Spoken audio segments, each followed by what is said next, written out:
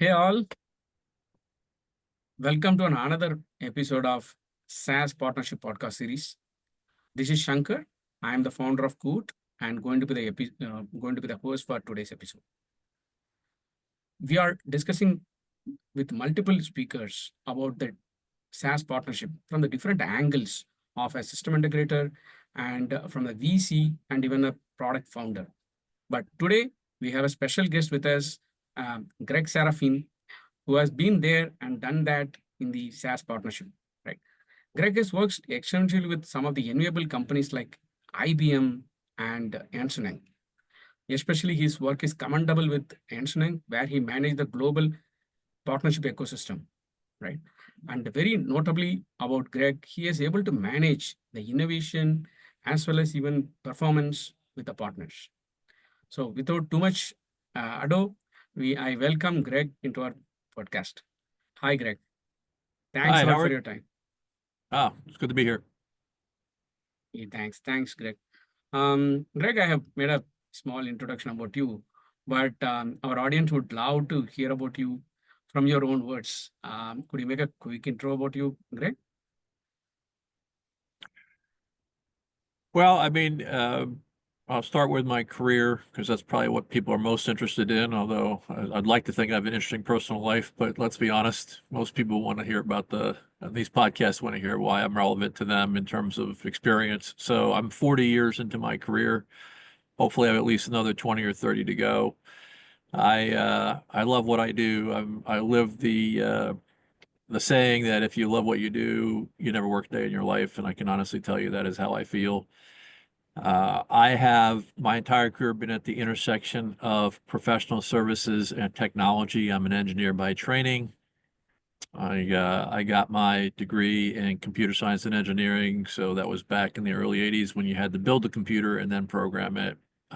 So I have really great fundamentals from that. My career has been 7 chapters. The first, I started the business actually when I was in college. We would call it IT outsourcing today. Of course, back in the 80s, we didn't have that term.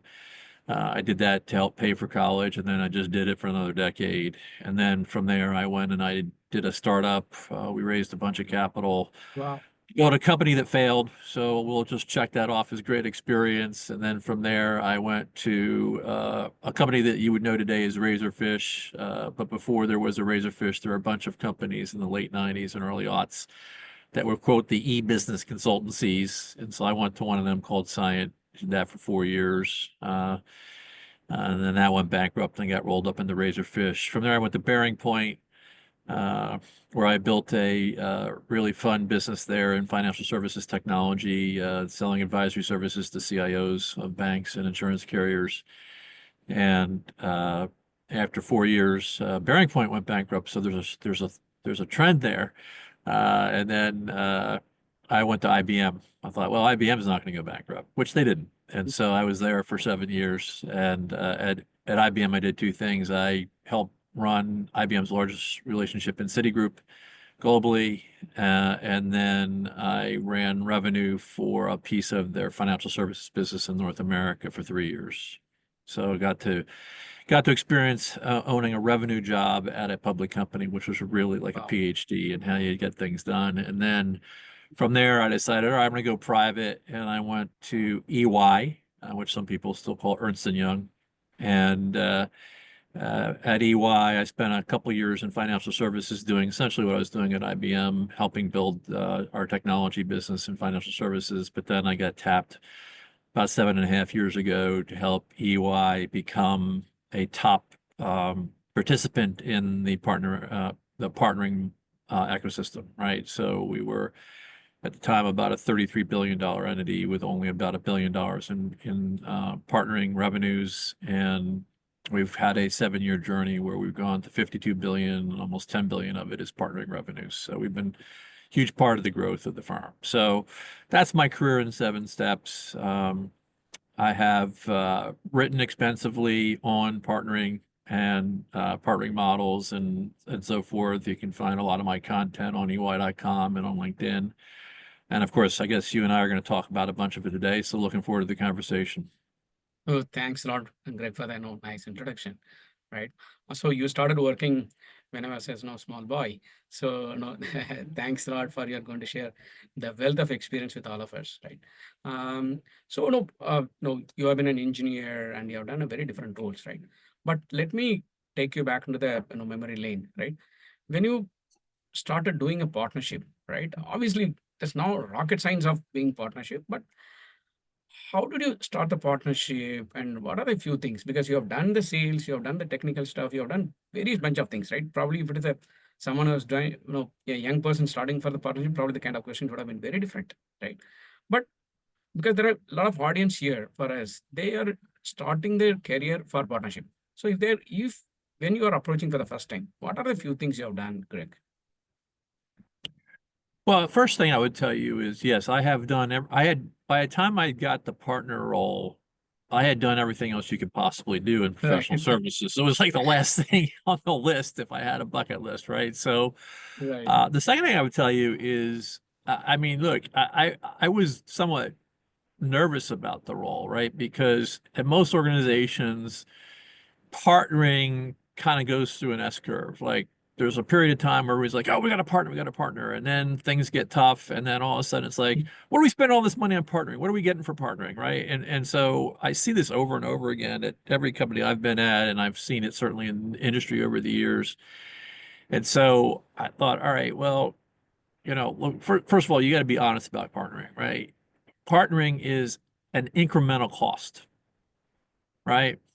So I'm not talking about, so when I talk about, so first of all, when I talk about partnering, I distinguish between channel, which is okay, indirect sales, right, and then partnering, which is we're selling together. Okay.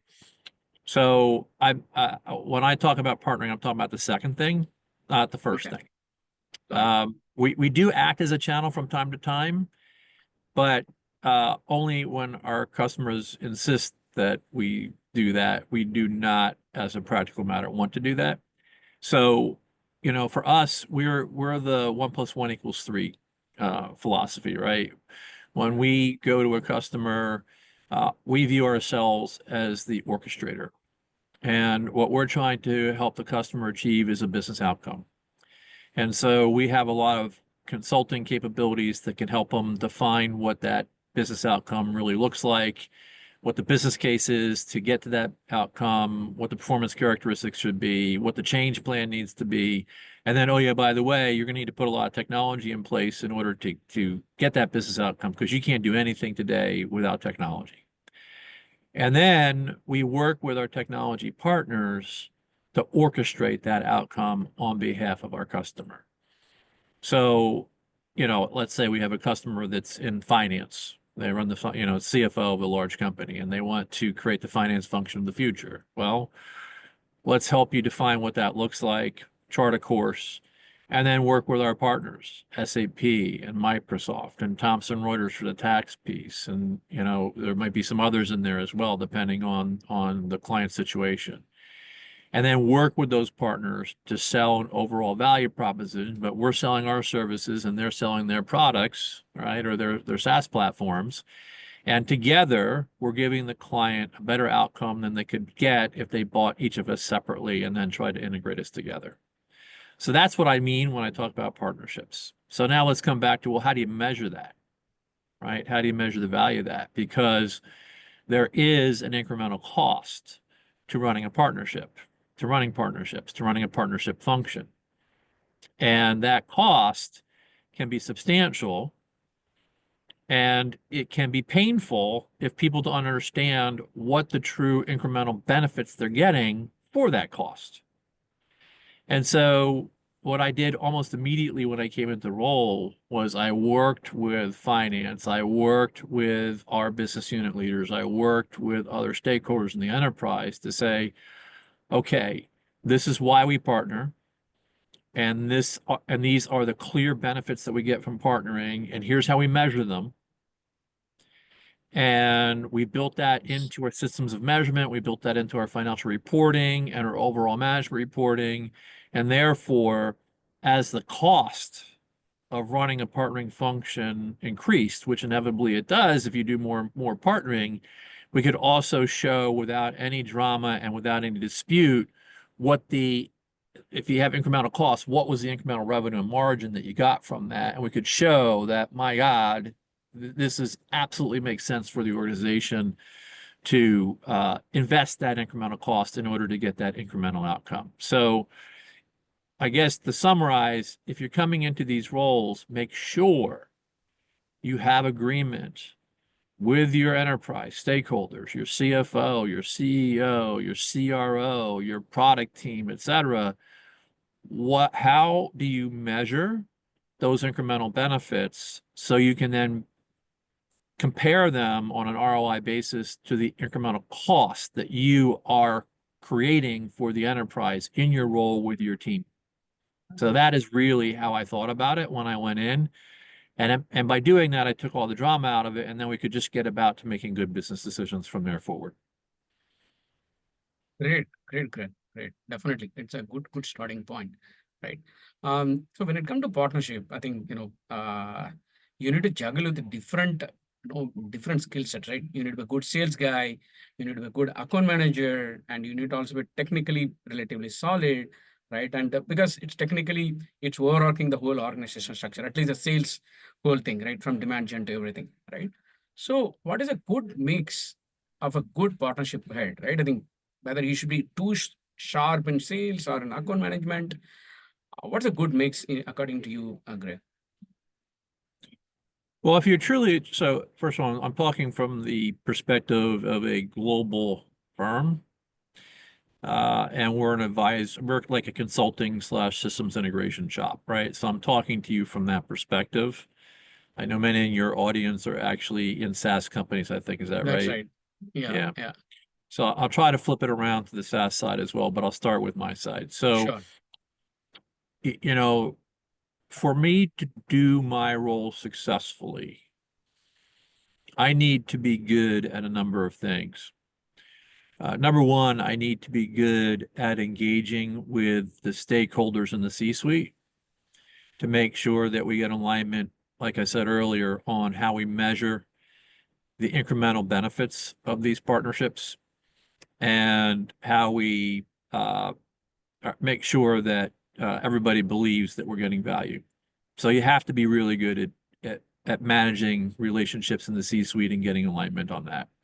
Second, you need to be very strategic in your thinking long term, right? So, what is your North Star? You need to be able to set forth a good North Star. Where do you want to be in 5 years?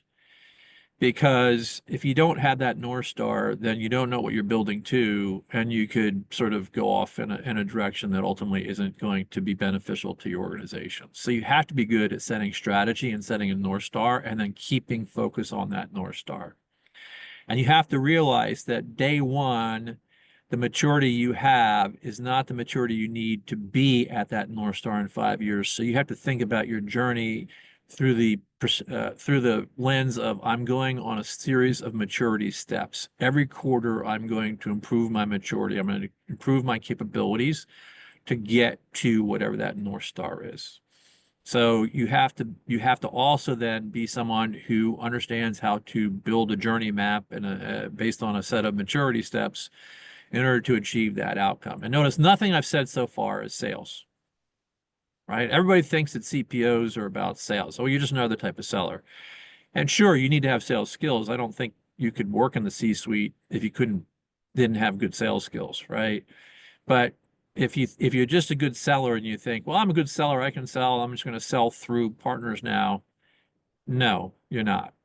You're not going to do that. And so you really have got to have a full set of tools. You need to be able to do change management because for your role to impact the organization and for you to hit that North Star, everything around you is going to need to change. The way finance measures things needs to change. The way marketing works needs to change. The way product development work needs to be changed. It needs to be influenced not only by end customers, but also by how end customers are then fed by the partner ecosystem, right? And on down the line. So your job isn't just to quote sell. Your job is to help change the organization, to help the organization better utilize partnerships in the creation of value and ultimately in growth of enterprise value. So it is to me, it is a role that is much more than selling, and it's much more than administrative. And people that approach it that way, I think, are very successful. And people who think, well, I'm just going to run real hard and sell, don't really get very far. Sure, Greg, sure. But if I can, this one is like, it's a little bit overwhelming, right? When you say the change management, because you try to change a system which is already there with hundreds of thousands of people, right? With so much of DNA. How do you, is there any, you have any plan, right? Or hey, 1, 2, 3, step 1, 2, 3, in which you can really do it? Or is it the leaders, what is it, charisma based on that, they need to go about it. So every year I go into the year and say, okay, for us to achieve our goals this year, what needs to change in the organization? What needs to change in finance? What needs to change in my business units? What needs to change in my geography leaders? What needs to change in my go-to-market teams? Right? So every year I go into the year, our team goes into the year with a clear understanding of where we need each part of the organization to make a pivot. Doesn't have to be a big pivot. Ideally, you want a bunch of small pivots over time. Trying to get huge pivots in a short period of time, very hard in any organization. So change management is about small pivots repeatedly over long periods of time, right? I took a multi-year view when I took the role 7 years ago. So change management is about what is the minimum pivot I need for each of the stakeholder groups in order for the collective change to unlock that next step in maturity and then attainment of the business goals. So I know exactly entering the year who I need to talk to, who the team needs to talk to, and what that stakeholder needs to change. Now, how do you get a stakeholder to change? Well, you show the stakeholder how that change is going to impact their metrics and how it's going to impact the thing that we all care about, which is the quality of experience and the value a client receives from us, right? So we always make it about the client. And we also always make it about, okay, you in your role, what are you going to benefit? How's it going to benefit you? How are you going to improve your efficiency? How are you going to improve the margin you deliver? How are you going to, whatever it is that's important to you to improve, though that has to be authentic and true. So yes, every year you've got to have a clear vision of who needs to change by how much, and then how you're going to sell that change to them in terms of authentically, how does that change benefit them, and how does it benefit the most important stakeholders, which are the end client, and secondarily to that, to the colleagues we have in our organization, because we want both our customer experience to be great, and we also want our employee experience to be great. Sure, this sounds like a plan, Greg. At least we can take a, what is it, inspiration from you in terms of how we can follow this, right? No, we touched upon the sales aspect of being a partnership leader, right? Most of our clients or even the viewers, they are from the tech side, right? Pure SaaS and the cloud, right? How much of the domain expertise really required when you become a partner, right? I think I'm not talking about a partner leader because you are managing a lot of people under you. Probably then the skill set's very different. But even if I'm a partnership executive, right? In your team, right? How much do you expect them to have a domain expertise or the product or the service knowledge? Well, again, we're on the GSI side. So if I have a team around ServiceNow, for example, Sure. Yeah. I expect them to know a lot of things. I expect them to know ServiceNow, the products, right?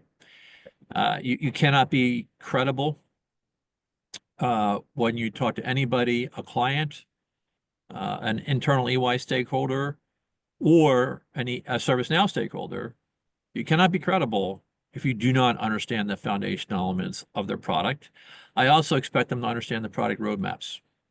So because we're a large partner, we have access to, information about where ServiceNow and all our partners, where are they taking their products? So not just where's the product today, but where's the product going to be a year from now, right? So I expect teams to have that context as well, because part of the value that we bring is we can help channel clients in the right direction because we have better vision than they do about where our partners are going.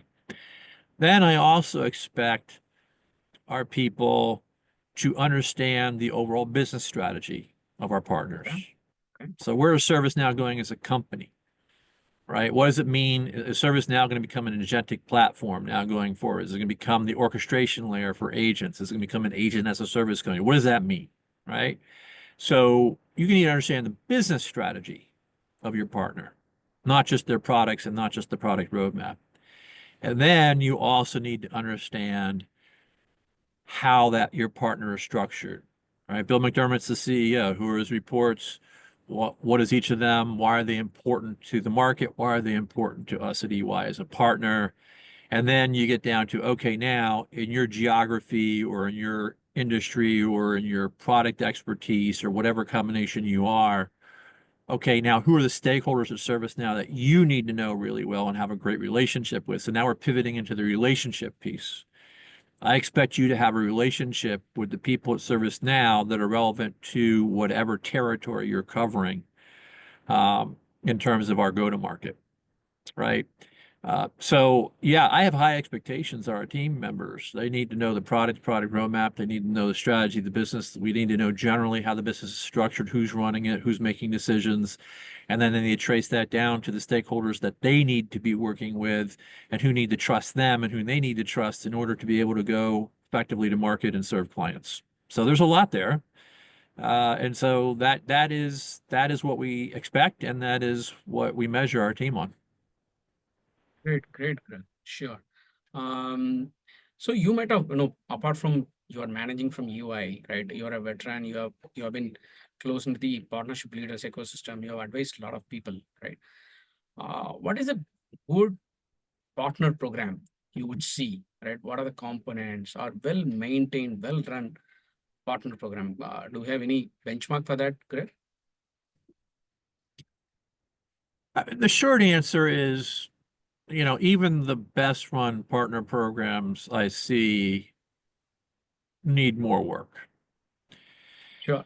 That's always the case. And it's partly because the partner function doesn't have its version of an ERP.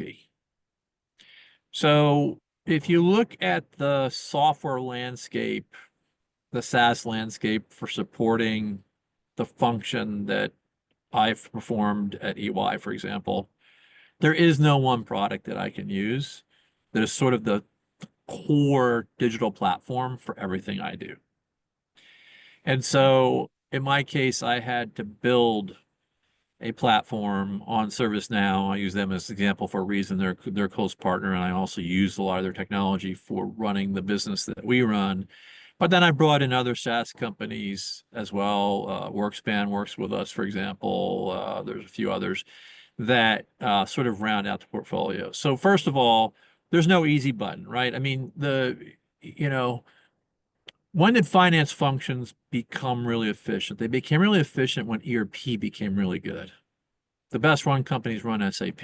Remember that ad campaign from years ago, right? That is when, the function and the SaaS platform to unlock the value of the function really came together, and things started the function itself started to be really good. So when I look at partnering functions, I see a lot of challenges, starting with there's no platform that we all use that creates a source of system of record for everything we do. Okay. Second, a lot of companies sort of have evolved their partner programs over years. They've added things, they've taken them away, but really they take a step back and really say, okay, let's do a future back. Let's say, what do we need to be in 5 years? Okay, now, if that's our North Star, what are all the elements of our program that need to be in place in 5 years? And then, how do we get there on a step-by-step basis? Okay. Most partner teams that I see are just like sprinting to keep up, and they're introducing new things and they're deprecating other things, and it's just a hot mess. And I'm sorry if I'm sounding negative, but I just don't see a lot of good partner programs out there. And then I also see many partner programs hampered by lack of vision, lack of strategy, lack of technology to support them, and then also lack of execution. I see a lot of turnover in partner programs. I see budgets going up one year, but then being slashed the next year. And so now we're seeing, and we're actually in a phase right now where I'm seeing a lot of partner programs and SaaS companies being cut, in part because there's been a bit of a general malaise the last couple of years in SaaS, as people are well aware. And then also because of the pivot into AI, everybody's sort of now waiting. It's like, all right, well, should I buy traditional SaaS? Should I wait for the AI version of it? You know how it is, right? So you got a bit of an issue there as well. So, I would say that the partnering function is probably the least mature function of just about any SaaS company. Right. Most SaaS companies very quickly get the revenue function right. They get a decent finance function. Everybody has to do tax. They usually outsource that. They do IT okay, product development if there's, but if I look at the partner function and partner programs, no, most of them are not terribly good. All right. So how can they so it's primarily a mindset is what you are saying, or is it a I think it's mindset. I certainly think it's mindset. I think it goes back to where I started. To have a successful partner program, you need to have alignment from the organization on partnering and the role of partnering in value creation at the core of what the enterprise does. And if partnering is always sort of this thing off to the side, that, when we have the money, we fund it, and when we don't, we don't, you're never going to get anywhere. So if the partner leader isn't part of the C-suite, or at least able to have conversations with the C-suite and drive alignment on partnering as being core. And then again, as I said, how do we measure the incremental benefit of partnering and agree to it so that we can then measure the ROI? I just think it's very hard. And so I've noticed a lot of partner leaders are basically repurposed salespeople. And nothing, I've certainly done a lot of sales in my career, both account-based selling, running large accounts, as well as, building practices and selling services that way. But, they're repurposed salespeople who just think if they sell harder, everything's going to be fine. And it won't be fine. It'll be very variable. It'll be very difficult. There will not be maturity, et cetera. The other thing I've noticed is that, people use they don't think about, they over-index on the selling piece and they under-index on the infrastructure piece. If you're going to run a business function, you need to build the foundation. You need to define the business processes. You need to define how those business processes run not only within your function, the partnering function, but how those processes run into the finance function and into the product function and into the revenue function and so forth, right? And when you run a partnering function, you also have processes that cross over to other companies, right? So you have both intercompany and intracompany processes, right? So people don't even take a step back and say, what is my process model? What are those processes? Do I need all of them? Are they right? And then how do I automate them? How do I make them cost effective? How do I move them into low cost labor zones to get the work done? Right? They don't do any of that. And so they're inefficient. They are spending more than they need to, and it puts pressure on their ability to return to their shareholders. So yeah, it's this mentality of CPOs, many of them, and I'm not suggesting that any of your listeners are those, but I've run into way too many CPOs who are just repurposed salespeople who think, oh, if we just sell harder, it's going to be great. And they don't build any infrastructure. They don't think about they're running a business, they're running a function, and they have an infrastructure part of what they do as well. And if you don't build the infrastructure, you don't build the process maturity, and you don't do all those other things, you're not going to get anywhere. Greg, you nailed it, right? So most of the time, the salespeople don't reorient themselves for the partnership role? I think it might be No, they either, don't.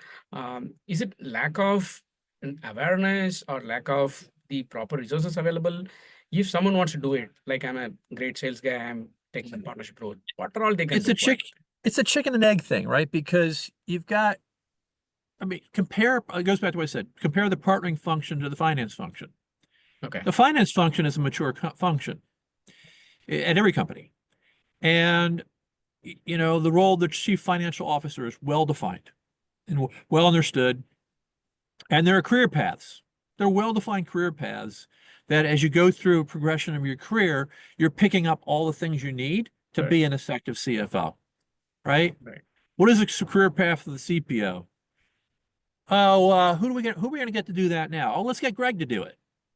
I didn't go through a career path to be a CPO. Now, it just happens that I had done everything else you can do in professional services. So in theory, I had the career path, but All right. that's kind of a rare thing, right? So the the lack of a common definition of what partnering is, what a partnering function is, what the role of a CPO is, a career path to get to CPO, an organization design and structure where people go through a progression, when all of that is Okay. missing as an industry. So it is a problem that is endemic. And it's not just the SaaS companies, it's any company that wants to do partnering. It doesn't largely exist. And so it's no wonder that we have these problems. And we just repurpose a salesperson, repurpose, you know, I don't know, a finance person, or we repurpose somebody else and say, hey, why don't you go run partnerships now? Or we take somebody that ran partnerships at a little tiny company that did this much, and then they go to a big company that's much more complicated, much larger, and much more nuanced, and say, all right, well, now do it here. And oh, shockingly, they fail. Right. So it is a general problem that will not be fixed until partnering as a function really matures and we have a good definition for it, including the career path that defines the journey to being an effective CPO. Mm, got it. But if I say I'm an individual, I'm talking about a particular individual, I say that I want to learn, right, about the partnership. I want to elevate myself to the partnership leader. What are the few steps the person can take? Can it suggest some resources? I think I know it might be very tactical, but probably for some of the listeners, it can be straight away can be helpful. Hearing from you, Greg. Yeah, I mean, look, the community I participate in primarily as partnership leaders. Okay. It's I find it very cost effective. It's a very low price point of entry. It's a very large community. I would bet you a number of your listeners are already part of it. Right. And I think that community is a great place for community practice. Uh, and it includes, a whole section on learning. It includes a marketplace where, people looking for jobs can find jobs. It includes, so it's not the only one, it's the one I use, right? So I don't want to say that's the best or the worst. It's just the one I use and the one I like. There are others out there as well, but I would start with community, and a community where, kind of aligns to the industry I'm in. So that's the first thing I would say. The second thing is, look, there is an increasing body of content online. I've done podcasts. There are a lot of other people that have done podcasts. You've had several. I think you had Jay on recently, That's right. Yeah. um, Jay McBain, right? So that's another source of information. Like people like Jay, Vince Menzione. Like there's a bunch of people out there that publish content. Some of it's pay, right? And they had to make a living too. But so to me, and then podcasts, listen to people like me. There are lots of people like me in different industries. Find us. It's once you start to work your way in, you'll network to all those podcasts and learn from the lessons of those of us that have blazed the trail. Sure, Greg. I think moving on to it, right? I think we also mentioned a couple of times the listeners of majority of the SaaS, right? I think even few of my clients we work with GSIs in partnering. right? That's a very, very interesting, or no, which is close to my heart, right? So It's not easy to partner with definitely not easy GSIs, especially if you're a from small this side, SaaS company. Not right? easy. Right. So as a GSI, if a someone has got $20 million funded and few clients, right, may not be great, enterprise. They say that, hey, Greg, I'd like to partner with UI, right? What could be an advice to that chap, right? A pretty young but sharp, but don't have any clue of partnership. What would you tell him? First of all, don't reach out to me on LinkedIn because I will politely decline your invitation. I am not here to make it easy for you to partner with UI, Sure. right? I run an overall partnership function and I get reach outs from dozens of, Right. CPOs and CEOs a day saying, "Oh, you should partner with us because we're awesome and we're going to grow your business." No, you're not. Get that out of your head right now. That is not how we think about you. Okay. Okay. So now, how can you be relevant to us? Sure. Well, increasingly, right, the world is dominated by the hyperscalers. And, customers are making these huge commitments, right? I'll use Microsoft, which is a massive partner of ours, right? So many of our customers have a Mac. We have a Mac, right? Microsoft Azure commit. And we agree upfront to buy a minimum amount of Microsoft Azure for, 3 or 4 years, whatever the term of the contract is. And we've essentially allocated hundreds of millions of dollars now to Microsoft. So the only question at this point is, we're going to spend the money. The only question is, what return are we going to get on that spend? Okay. So here is where what I'll call you ISVs because I'm old Okay. school and right. So you hopefully your audience knows that term. Otherwise they can chat GPT it. So what I look for is, how do I serve my insurance clients best? Right. Well, I'm going to start with, where do they have a commit? Oh, you have a Microsoft commit. Okay, so now I know that I need to be thinking about building capabilities that are going to draw down your Mac, which means I need to work with an ecosystem of ISVs that serve the various functions of insurance that will be available through the marketplace to draw down the commit. So right there, I've now narrowed my field of vision to those ISVs that are relevant to insurance, that have a good reputation, that are in the marketplace and will draw down a commit. Then I go, okay, now how do I think about using those ISVs for the various functions of insurance? Who am I going to use for claims? Who am I going to use for policy administration? Who am I going to use for underwriting? Who am I going to use if I'm going to be doing automatic first notice of loss through IoT? If I want to do pay as you drive, who am I going to and on down the line? So now what I'm looking to do is curate this set of ISVs around Microsoft. But then for Amazon, I'm going to have a different one. And for Google, I'm going to have yet another one, right? So if you're a SaaS vendor, coming to me alone and saying, "Oh my God, I'm your answer, I'm sliced bread and your butter," that's not a good idea. But if you start to study me as a GSI in the field at clients where you are, and you see us an insurance client and you see what we're doing and you have insurance, you go to that team and say, "Hey, I see what you're doing. Let me tell you how our product at this client at this time can really move the needle." Right? Prove it. Prove it with a client on the ground where it matters.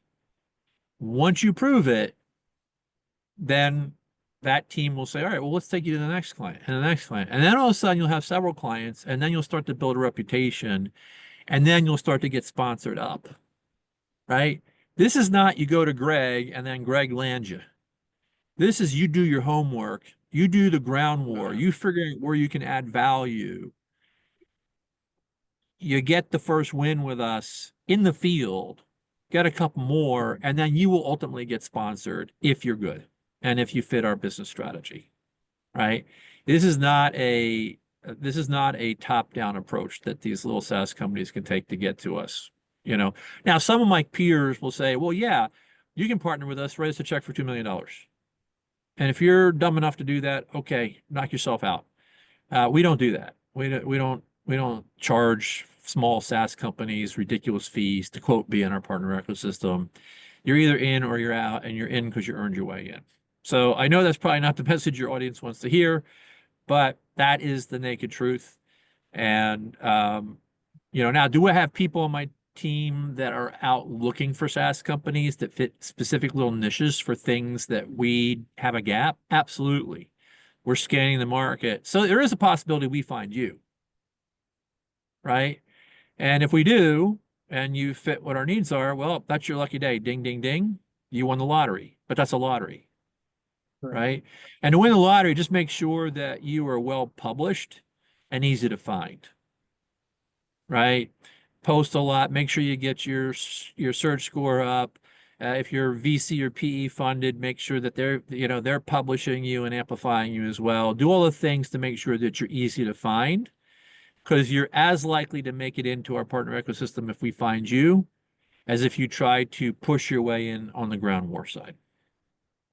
Definitely great. Right. I think, definitely it is not a podcast to promote good services to our client, right? I think it's good. Probably the company which are not fit for this game, right? Not come into this play, because otherwise they will burn their fingers. And many people have already done that, right? And now coming to as a GSI, right? Saying that I already fit, right? I already did few deals with GSI, whether it is UI or any other GSI, right? But is it a predominantly a infra game with a GSI? Like, if I see which are the major partners, it's either the hyperscalers or even Salesforce, or even they're still coming to that larger infra game. How much of a room for a pointed solution, which is really doing, like you mentioned about insurance policies and very, very pointed solution. Do you really have a game there, Greg? Well, let's take a step back, right? Sure. So we're the elephant, and most SaaS companies are the mice, right? So let's start with that. Or we're the shark, and those little fish, that the morays or whatever they are, that sort of attached to the shark, right? So that's the analogy, right? Nice. So look, if you look at GSIs, we have account-based selling motions, and we have repeatable solution-based selling motions. Sure. Okay. Account-based selling motions are typically, they fall into two categories. Either we're selling bespoke, and if you're at the account already and you have a relationship with the customer, and we look at you and go, oh, yeah, we can work with you, and we work with these other, and we can help bring this together for the customer to create this outcome for the customer. Okay, we'll pull you in. Okay, so that's bespoke. And that's a random number generator. Do you happen to be there at that account at the time that we are looking at doing that bespoke thing for the customer? The second selling motion in an account is, we have these solutions that we construct, and we construct solutions typically on a base platform like a Microsoft or a Dell or a ServiceNow or an SAP or whoever it is, right? Like one of these big base platforms. And then we will then take some ISVs, right, and use them to sort of fill in capabilities that the base platform doesn't have. Yeah, because what we want our solution to sort of answer an overall need for our business stakeholders. And so, the second motion is a solution-based motion inside of an account. And so for that, you need to be part of the solution, right? Because that's not bespoke, right? Then we have, outside the account motions, we have repeatable sales motions, right? So this is where most SaaS companies think they want to get involved, right? They want us to build a practice around their product, right? Train up, certify 1,000 people on my little SaaS platform that's doing 50 million ARR. Yeah, no, that's not happening, guys. That's not happening, right? Because you got to look at it from our point of view. Every SaaS platform that we adopt, we've got to train people. That's a cost. Right. We've got to fund sellers. That's a cost. We got to fund relationship handlers and all partner operations. That's a cost, right? And then you all have a sales force of 33 people and a dog, and we have sales force of 20,000. That doesn't work, Right. right? So you have to understand that one of two things is going to be true. Either we aren't going to build a sales motion around you, and you need to show up in our solutions, or you need to show up bespoke at the right time. Or in the case of some of my peers, we don't do this. Okay, you want me to build a sales motion around you, you're going to fund it. You're going to fund the sellers, and you're going to fund the at least the first 20 people in the practice and 100 people in our GDS. You're going to fund their training. You're going to write us a check for millions of dollars, and then we'll build it around you, and we'll see what happens. Now, you may want to do that. But again, is that a wise thing for you to do? Because you don't have the sellers on your side to match the capacity they have on their side. You got to think through the math on that, right? The reality is, as a small SaaS company, you've got to have a value proposition that customers want, and you've got to be so compelling that GSIs get pulled into your orbit.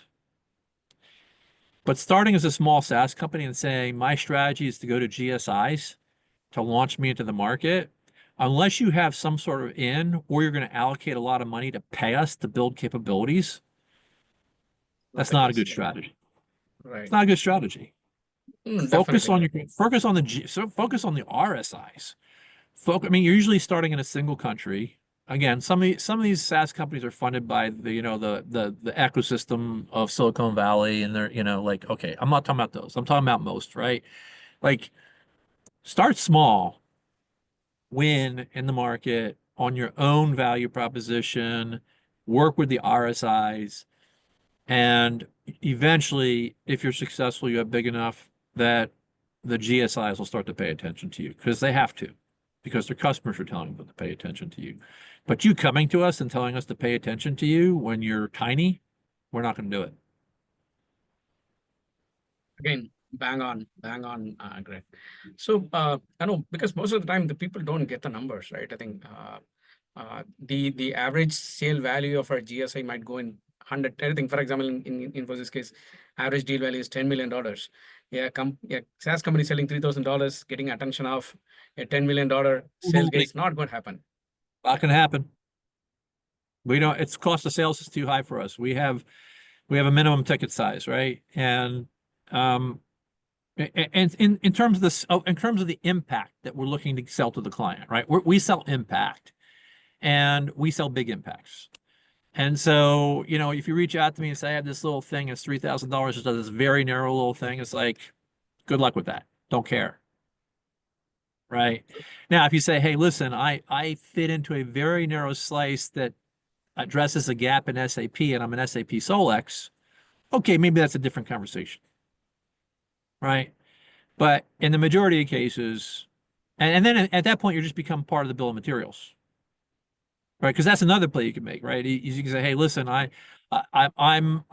you should think of me as SKU and a bill of materials every time you sell SAP to a particular type of customer. Okay, that'd be another approach that you could use in your strategy as a SaaS company, if of course you are a Solex for SAP, right? So, but you're right. Our business model is not small. If you have a small ticket size, you need to sell with systems integrators that sell small. That's what you need to sell with. You made a great point, right? I think the SaaS companies can look at, whether it's GSIs or SIs as an SKU part of the SI, right? Do you have any good case studies, successful case studies of people who have done it at a good scale rather than one or two random use cases? Is it like, has it happened? On which occasion they can think of, hey, if you are doing these things, then you can, for example, I can think of one company which is doing testing, right? I think primarily it's that testing is their core product, and they have partnered with some of the SIs, right? So have you come across anything like that, Greg, which is part of their bill of material?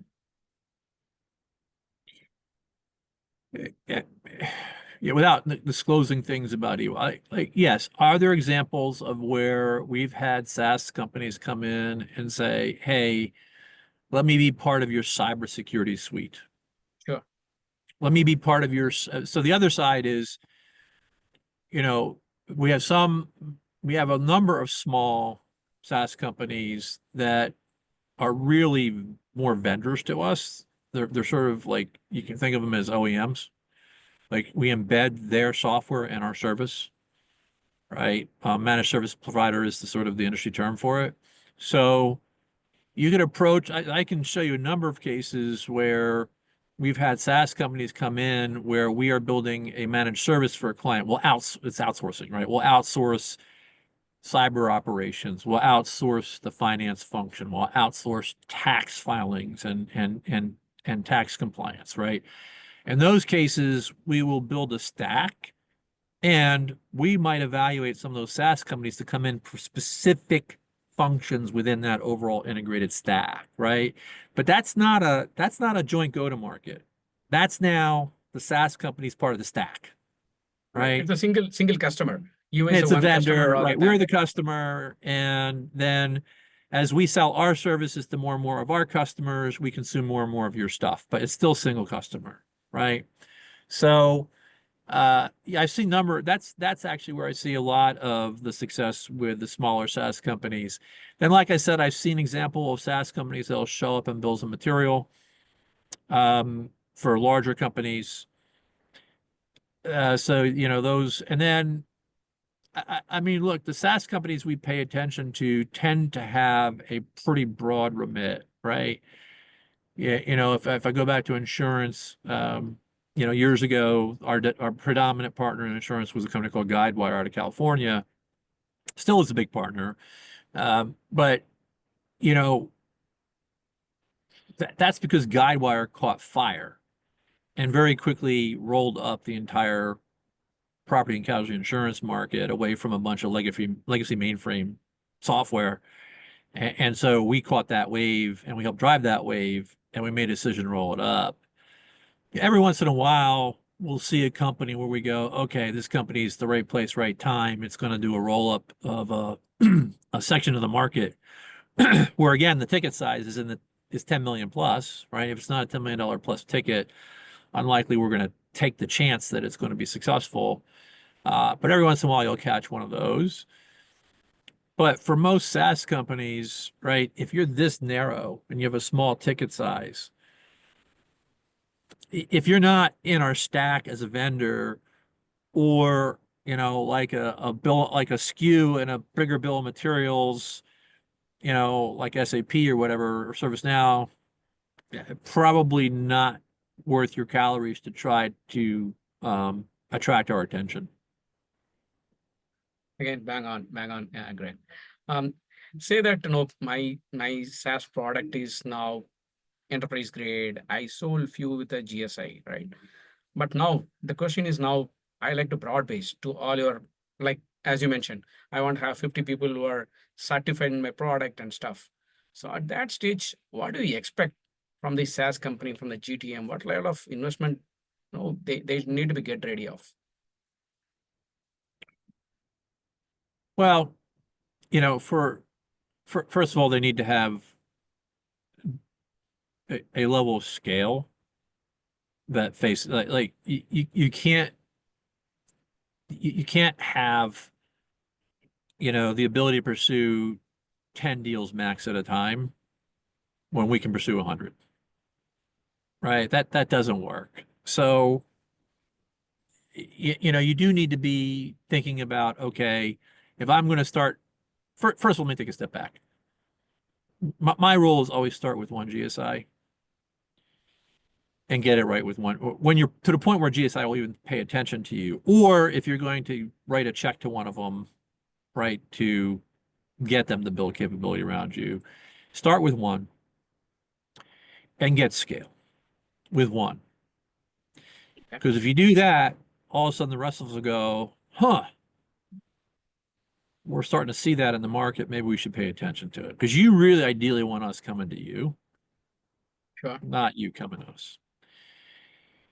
And when you come and when we get together, right, you need to allocate a sufficiently sized team and capability to the relationship. And also you need to see evidence that we're taking it seriously and we're also allocating a team.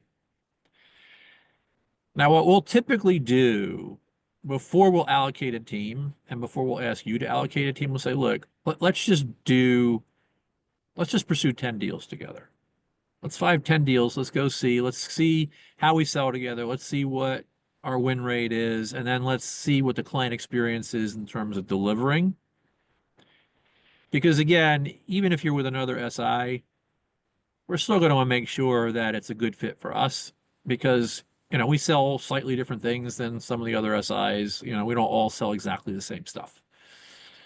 So we're going to want to make sure that before we invest calories, and really before you invest calories, let's just go after 10 opportunistic deals. So actually, we start with just one. Let's go win one. All right, now let's win a 10 pack. Okay, now we've won a 10 pack. Okay, we'll do another 10 pack, but then we'll start down the process of, okay, what are you really willing to invest? What are we really willing to invest? And what do we want to set for our first year? If we're going to formalize the relationship as a full alliance, what do we want to go? What countries, what industries, what are the first, 20 clients, etc. Let's agree that are we both funding the teams that are necessary to do those pursuits? Great. Are we on the SI side? Are we now gearing up our GDS team and training them in the tools? And are we getting some of our local market people also trained up in both the tools and the ability to sell the tools? And then are we also integrating the tools into a broader value case that we're making to clients, right? Because we don't sell implementation alone. We always sell business outcomes underpinned by implementation, right? If clients want implementation, there are cheaper options they can use to get arms and legs to implement technology. Where we are valuable to clients is you want a business outcome. This technology can help you get to that business outcome, and we'll do the whole enchilada for you, right? We'll stand up for the business outcome. We'll do all the business change, all the target operating model, right? All the things that are necessary to get the business case realized, as including successful implementation and adoption of the technology. So that is, where this thing really lands. Pick one SI, GSI, if you're really going to go after the GSIs. Pick one, scale with them. Then come to the next one, prove it out. At least in our case, we like to step into it. Let's get a deal. Let's do a 10 pack. Okay, now let's take the journey to a full partnership. Okay, which countries, which industries, which clients are we capacitizing? What's the business outcome that we're selling with your product underneath of it? All that's agreed. Then generally we're successful. Well said. Well said, Greg. Greg, I think it's, whenever it comes to partnership, it's very important to understand the other side, right? The other partner, right? So, what's the kind of KRA the GSA partner leaders are normally measured of, right? I think people like you, so that we know how are we dealing with a leader, and probably then -1, -2, what is it? So that we know in our head when we are reaching to someone, what are they really looking for? So let me answer that. So we're very large. So if you want to know what I'm measured on, you as a small SaaS company you'll be a rounding error. So that there's not, right? Sure. So what you want to do is you want to find the business stakeholder at the GSI who is going to stake a significant part of his or her plan on Around my offering. going to market, right? The secret is to find the right level in the organization where somebody's making a bet, right? And they're allocating at least 50% of their plan. No one will ever just out of the box allocate 100% to any one counterparty, right? You got to be a really mature partner. Now, if you look at our SAP business, we have, scores of partners around the world who only get paid on one thing, SAP, right? But when you're first coming in as a SaaS vendor, it's likely you're going to be working with somebody who's working with you and several of your peers or your competitors, right? They're going to be working in a, maybe you are an RPA vendor, right? And Okay. so you're going to be working with some partners who also do UiPath and Blue Prism and whatever else, Microsoft. So, or I'll use insurance, right? You're an insurance SaaS platform, but you're going to be working with somebody that also does Guidewire and Duck Creek and Origami Risk and so forth. So, you got to understand you're going to be sort of initially. So then the question is, all right, well, how much, let's say it's Greg, how much of Greg's allocation is really going to be us versus other things, right? And you want to make sure you're at least getting a good allocation. And Greg's otherwise it's gonna be random, right? Because Greg will make his money whether he sells you or he sells Origami Risk or he sells Guidewire. You're probably not going to do too well, but that's where you're going to start. And so your job is to make Greg more successful with your product than Greg is with whatever other products Greg is going to market with, so that the next year Greg's like, I'll make a Okay. bigger bet on you all. I'm going to have 50% of my plan on you all. And then eventually it gets so big. All right, Greg's 100%. Plus now there's a couple other Gregs, right? I mean, that's the progression.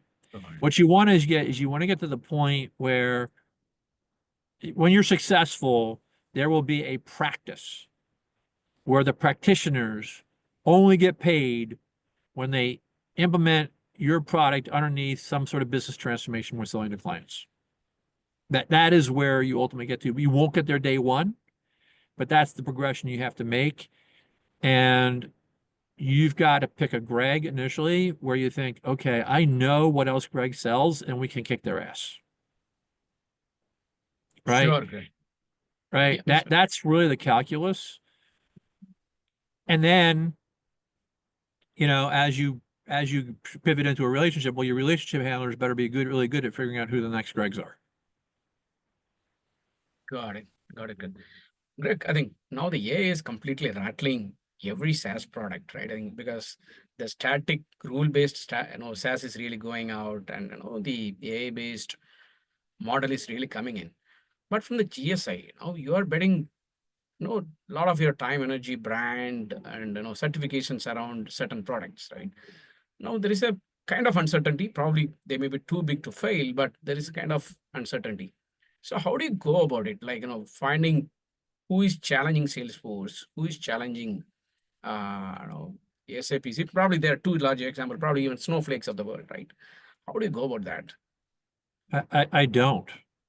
Look, there are certain platforms that unless you've got real money behind you, like, Mark Andreessen and, Maybe the you know, example I gave might be way out, right? I think probably I'm putting it down. Like it might be Monday.com, or it might be right, and a smaller thing where you have few hundred or few thousand people where we have fun. now But you're getting, so my answer to this question is biased by my view of where the market's going.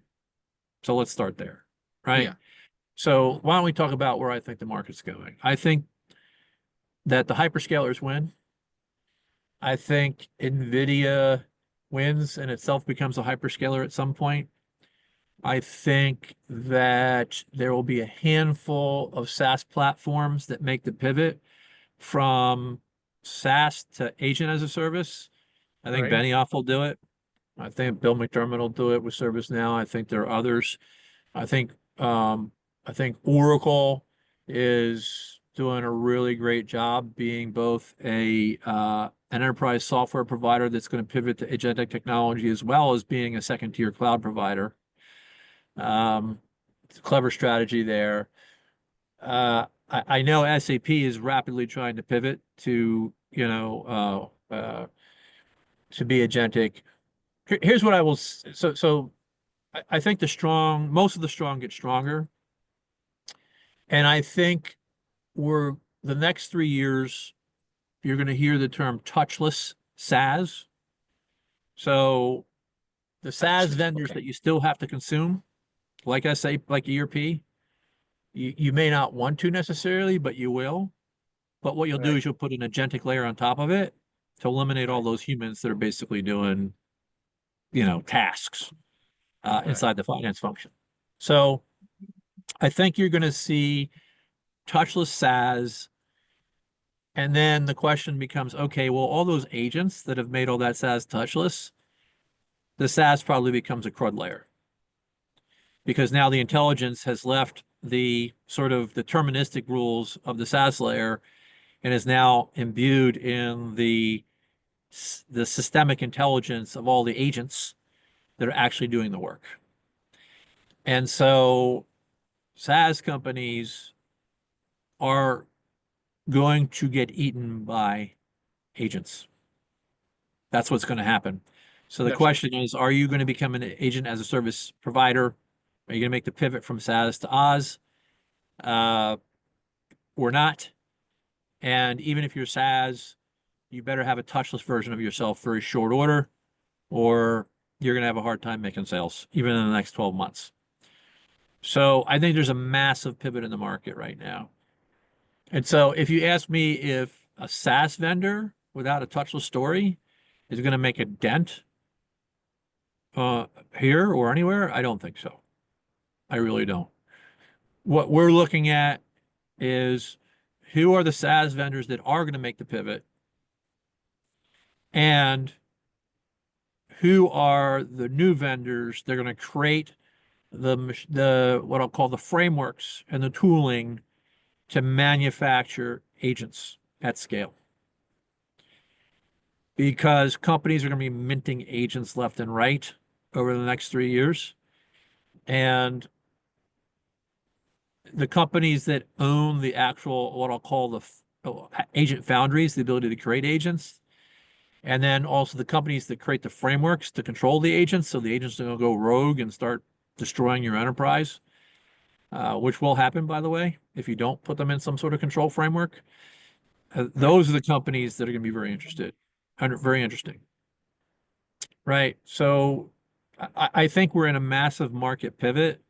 And I think every SaaS vendor, if they don't have a touchless strategy, they don't have a strategy to being relevant in, at a minimum AGI level agents, and ultimately having ASI level Right. agents, they're not going to be around very much longer. Sure. Greg, so this is going to, going to even rattle the GSI's business model also, because it's predominantly based on people, right? Probably you will do a different tasks, right? And then different. So how are you really adopting? What are the trends you are seeing that in your service areas, Greg? I mean, how are we using technology to change how we deliver services? Yes, yes. Or in other way, now you have 5,000 people in certain areas certificates, right? I think now you may not need, right? Because the agents of that product itself will do a lot of the service. That's Uh, right. yeah, yeah. I think UA is doing That's or right. some We're other. going to pivot more from the wrench turning. Basically, increasingly, our services will be the business outcome services, helping the client adopt the technology, we will be agent builders, Okay, right? okay, That's what we're going to do because we have the people that we have the expertise in our particular business to build agents in just about every category. Pick a domain, tax, supply chain, or pick an industry, banking or CPG. Uh, at the intersection of every domain or every function in every industry, we have expertise, deep expertise. And so we are in a really good position to help our clients build the agentic workforce that will turn the SaaS layer into CRUD and will help us then dramatically transform their businesses because all those agents are, of course, going to be displacing people that will then get reallocated either elsewhere in the job market or within that company to do other things. So there will be, to be clear, and even my octogenarian parents understand this, like there will be a lot, this technology will create a lot of changes in jobs for people. When it comes down to all of us on the ground, I have adult children. I'm still have a career. Like all of our careers are going to be affected by this technology. And so the question is, how do we think about that and make sure that we, from our own perspectives, are finding a path to work with and around the agents versus just being eliminated by the agents. And so our job in firms like ours is really to help our clients navigate disruption. That's where we are the strongest and best. And so for us, this is a really exciting time because we're good at helping, envision the future. We're good at helping clients manage disruption and take the journey. And we're going to be bloody good at training agents. So for us, this is kind of an exciting time as a business. But yes, it is a pivot from the traditional, okay, we're going to do these big, multi-year systems integration or SaaS deployments, and it's going to be a new model. And we're all figuring it out as we go here. Let's be honest. Nobody has done this yet. We're all just starting now. We're all just starting this journey. Fantastic, Greg. It's been pleasure talking to you. Thanks a lot. I think we started with your memory lane, and from there now we talking about the future, what is coming ahead of us. And thanks a million for your time and for sharing the insights. My pleasure. Hopefully, your audience got some value out of it, and it was very good meeting you and chatting with you. Oh, thanks, Greg. Thanks.